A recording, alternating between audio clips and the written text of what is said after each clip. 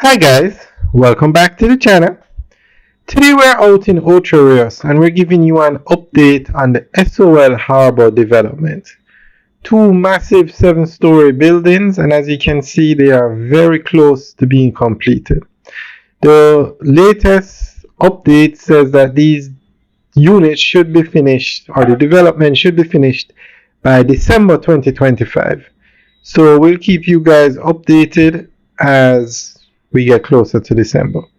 Now, the good thing about this development is it's sold out. Completely sold out. It consists of 152 units, 140 studio apartments, and 12 two-bedroom apartments. And they sold out so quickly. One of the reasons why they were sold out so quickly is because they are located on the north coast in Ocho Rios. If you had built this development somewhere in, like, say, somewhere else other than the north coast, it probably would not have, they probably wouldn't have sold as quickly. There's another development just down the road that Czech is doing, the Roaring River development, and phase 1 of that development is completely sold out as well. The north coast has some of the north coast, the land on the north coast moves very quickly. So we're going to go through an article that gives more information on this development. The construction of SOL Harbour in Ocho Rios marks one of the most ambitious real estate developments on Jamaica's north coast. This modern residential project, led by Proven Properties Limited, is transforming the skyline and creating new opportunities for living, investment, and tourism in the resort town. Located along Cascade Way, near the heart of Ocho Rios, SOL Harbour features two 7-story towers designed with comfort and luxury in mind.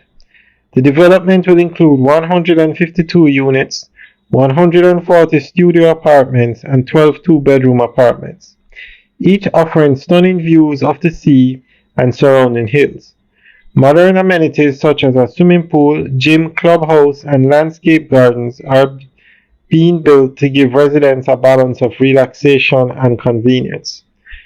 Construction began in December 2022 with completion expected by December 2025.